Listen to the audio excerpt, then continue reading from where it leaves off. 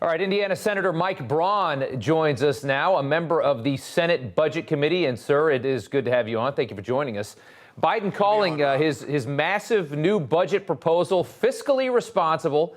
He wants to raise taxes on corporations and the wealthy. Your thoughts on this plan? Of course, Bernie Sanders is the chairman of the Budget Committee, which is a kind of useless appendage of the Congress, at least. And of course, this is Biden's roadmap. You know, since I've been here, I've discussed it over and over. Sooner or later, we'll run this place into the ditch. And it's happening with something like this. We will exceed what the Europeans do in terms of federal government spending. This is going to take it up to about 23% of our GDP. We've never raised revenues, Rob, ever, with high rates, low rates, because of the uniqueness of our system that have generated more than 18%. So they're building in deficits that after the 10th year will be 1.7 trillion. And it's going to take our current debt from 30 trillion to 45 trillion. I mean, it's like they're purposely wanting to ruin the country. This is going to cause inflation to stick around longer. And they're doing what I've always been afraid of, trying to replace the productive economy with the federal government. It's very, very well said. That's exactly what they're trying to do. They do not like the private sector. They want control of the whole thing. That's the liberal mentality, after all. Biden's proposed minimum tax on the billionaires would require households worth more than $100 million to pay a tax rate of at least 20% on their full income. And that includes this plan on unrealized gains, which I can't even imagine is legal. Here is how much Biden claims billionaires are paying right now. Right now, billionaires pay an average rate of 8% on their total income. 8%, that's the average they pay. That's not right. That's not fair. So he's saying that the richest of us are paying 8%, which, you know, of all the complaints I have about this, you know, as far as what his plan is, that is also, I think, bothersome to a lot of people out there that pay a lot in taxes. I pay a fortune in taxes. What is that? How is that possible? How is that happening, if it is true? It's due to a couple things. First of all, capital gains would be the way most wealthy people make their income. In other words, not through a 1099 or a W-2, not a salary or pay. That's a rate a lot lower by definition. And most people that invest like that aren't realizing those gains. So they're naturally going to have less income out there that is taxable in the first place. I think it's a slippery slope. I mean, billionaires need to be paying their fair share.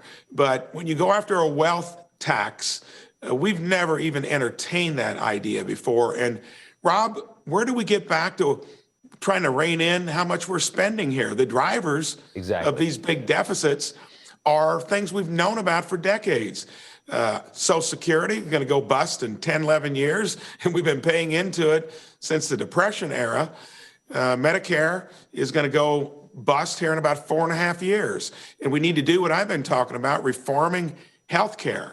It's big corporations there that have no transparency, no competition. Those are real solutions. What Biden is proposing is a shut the economy down through COVID, brag about how quickly they brought it back.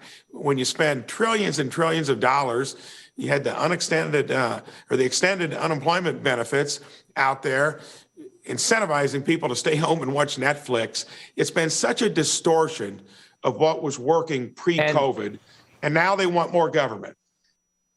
Yeah, and Senator, you're talking about, they said today it's going to be, they think it's going to be $360 billion will be this big tax on the rich. You know, that's not even, that's barely a fraction of what they want to spend in the next year. And you know, when they say $360 billion, it's not going to be nearly as much as they're talking about. So the country clearly has a spending problem, not a revenue problem. And the problem is that when you start going after the things like you just mentioned, when you actually have a real conversation and say, okay, entitlements, specifically healthcare entitlements, things like that, Social Security, those are the things that we need to work on. You hit some kind of a political third rail that you can't touch because of, I don't know if it's the AARP or what everybody's so afraid of, but we can't address the real problem in this country. It's just politically impossible to do. No doubt about it. And that $360 billion is over 10 years. So that's $36 billion a year. And our deficits are going to be going up from $1 trillion, where they are right now, or a little above, to $1.7 trillion. We'll be spending as much on interest as we do on either domestic spending or defense spending. What kind of budget is that? And the corporate tax rate, they want to raise the corporate. I mean, obviously, Trump took the corporate tax rate down to make us at that competitive point with a lot of the other Western nations so that we could compete and bring businesses back here. They want to shoot that back up to, I think, 28%.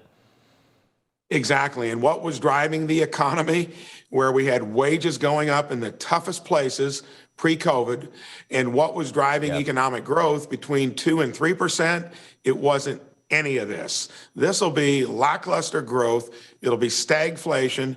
That'll be just like we had back in the early 80s, late 70s, due to policies like Jimmy Carter had. So I don't know what they're thinking. They'll drive the country into the ditch, and it's hard to tell how we get out of it then. Indiana Senator Mike Braun. Sir, thank you for taking the time. Good to see you. My pleasure, Rob.